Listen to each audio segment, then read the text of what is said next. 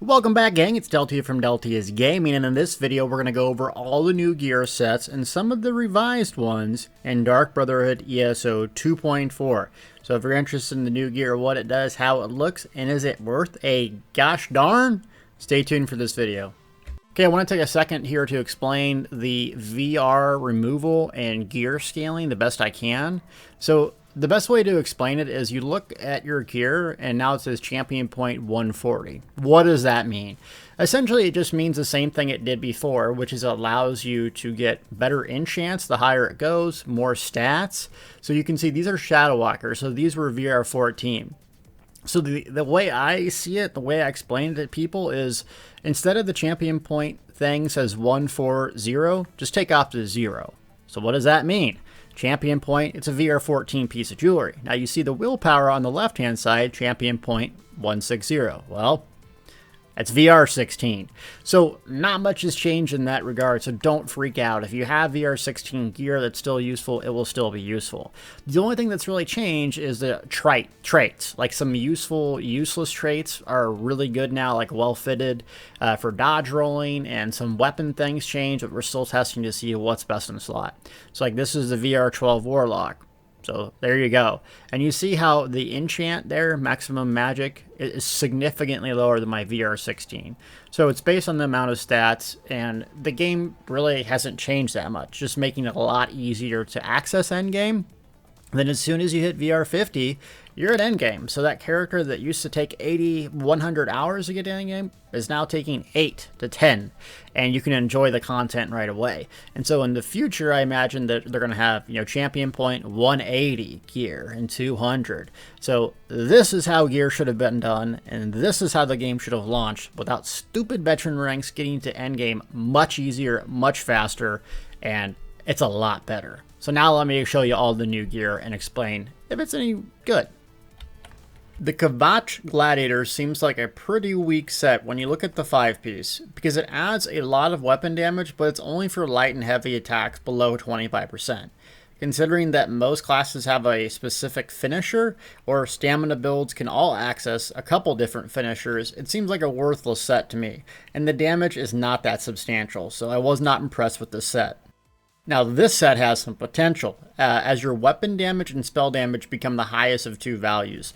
The thing to know about this set though is that weapon and spell damage is only one part of the recipe in determining how much damage you do. But if you're looking for a set for a hybrid build, this is for you.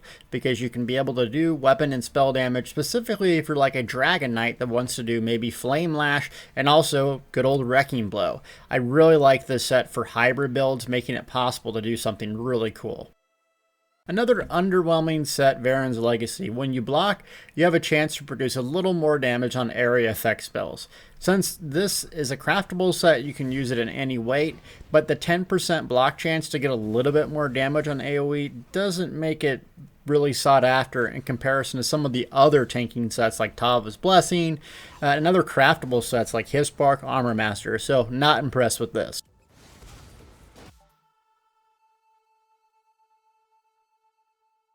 Next setup, we have the Blade of Woe producing Major Berserk. So every time you nuke an NPC with this cool Dark Brotherhood skill, you get Major Berserk.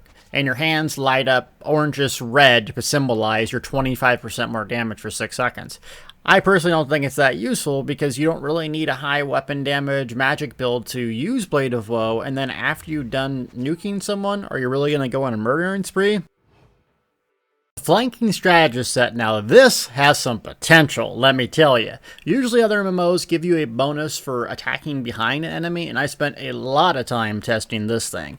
So basically what I compared it to is Hunding's Rage, the Flanking Strategist obviously, and Night Silence, which is the armor debuff set, and it hits very, very hard. Some other things that I tested on it is you really have to be right behind him. You can't be on the side, you can't have an angle, you can't really have any of that stuff.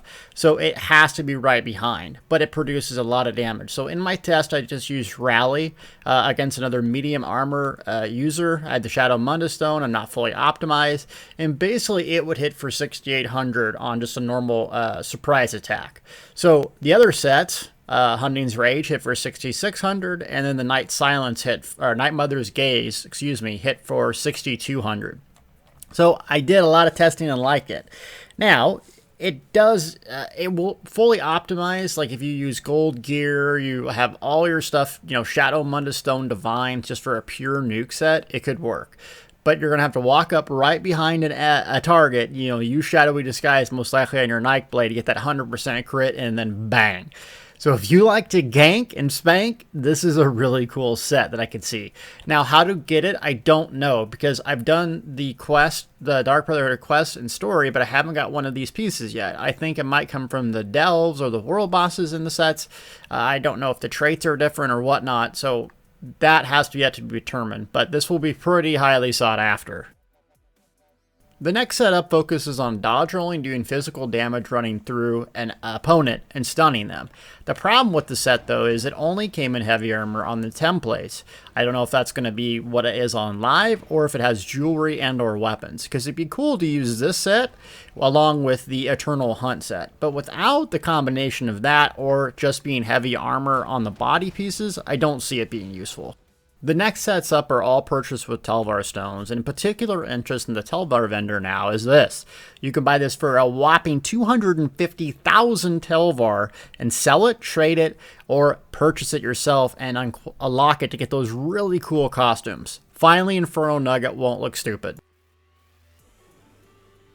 So the Galerion Revenge set is one that focuses on doing a bunch of attacks within 15 seconds and putting a mark on a turret that blows up.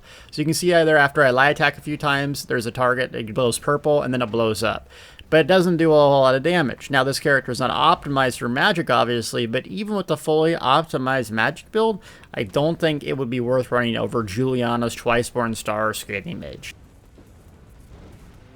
The Imperial Physique set is cool. Look at this 5-piece bonus. Increases all your stats by roughly 1,000, but if you have 10,000 stones or more, the multiplier is increased by 600%.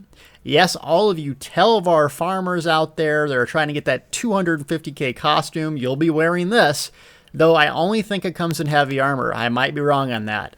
But this thing will change the game, and if you see someone wearing this set, you know they're full of Tel Var.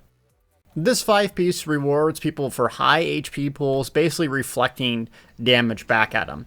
6% of your total health. So the way I can see this being useful is like a Sun Shield or a Blazing Shield Templar, stacking just tons and tons of health, reaching like 50 to 60k, and reflecting back a bunch of physical damage along with the Sun Shield damage. However, you got to sacrifice to get things, and I don't know if the damage equivalent to your health at 6% is enough to make this over the top. Around 10, 12, 15%, I think it would be really useful. The Vicecannon set is one that I had really high hopes for. So if you look at the tooltip, it does a lot of poison damage. It's over 15 seconds though, and it heals you for the amount of damage done. The problem with it is when you go into PvP, it's affected by Battle Spirit, meaning half the damage and half the healing. And the good news is it can't be cleansed. So when you apply a cleanse, you're not going to work. But the amount of damage that it does for a 5-piece doesn't really outweigh, you know, using Hunting's Rage or the flanking set, just because it's not that great and the heal return is not that beneficial. Now, the good part about it is you can cloak as a Nightblade back into stealth and reapply it to the target or more, but I just can't see using this set over another one that can insta-kill someone with just high weapon damage or high crit.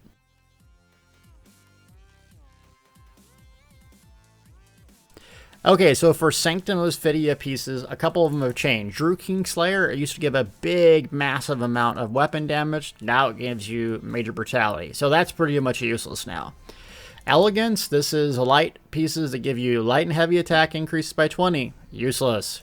Eternal Yokeda, you die and you get a million ultimate, but it has a 10-minute cooldown. The 3-piece is nice though. Grants minor Aegis, causing you to take 5% less damage from bosses. So you might be able to combine this with some other sets for a really nice bonus. Infallible Aether. Now this reads Infallible Aether, the box does, but it's Vicious Ophidian. So that was an old set that's got a nice update now. So the 3-piece grants minor Slayer, causing you to do 5% more damage to boss mobs. So, and the Folia Charge heavy attacks do an additional 5, 8, 1, But enemies you damage with fully charged heavy attack are minor vulnerable for 10 seconds, increasing their damage taken by 8%.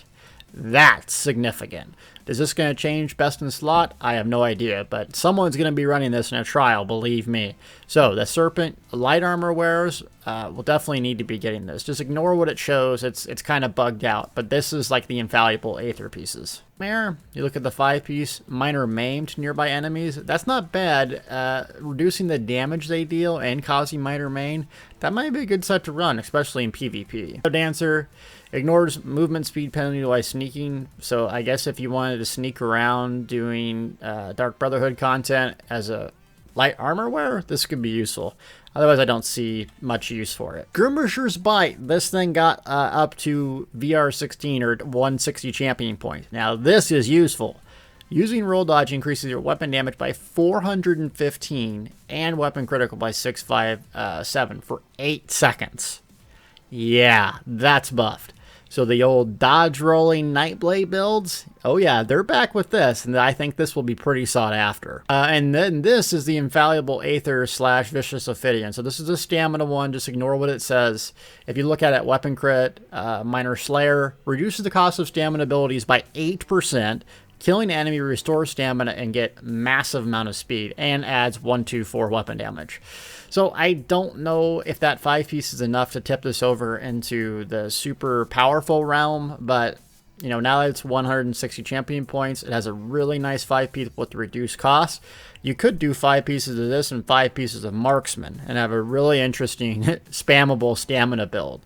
So I don't know how well it's going to do in PvE though. Viper's Sting, which might be somewhat useful. So if you haven't checked out the Dragon Knight Stam Dragon Knights now, they are absolutely powerful because they're based on poison damage. A couple of their abilities like Burning Breath got changed to Noxus Breath. And Poison Dragon Knights might be the most powerful DPS in the game, or at least for stamina builds. And the reason why is they can double dip in champion point effectiveness now, since Mighty is physical damage and poison / disease, same as Nightblades.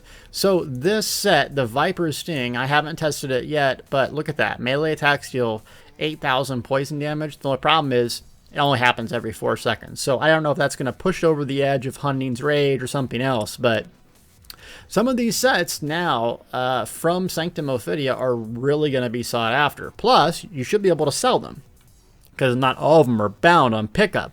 Like Dreugh King, Elegance, Knightmare, Shadow Dancers, Skirmisher, Viper's Sting. So I applaud Zos for actually resurrecting some old content and making it useful once again, and especially for PvEers who can't sell basically anything because all the gear is bound. This would be really useful for me. Well, gang, I hope you enjoyed this video. We got Baby D, the Templar, here on screen, and he's already dodge rolling. Look at that. At 3 weeks old. The man's a myth. He's a legend. He's crazy.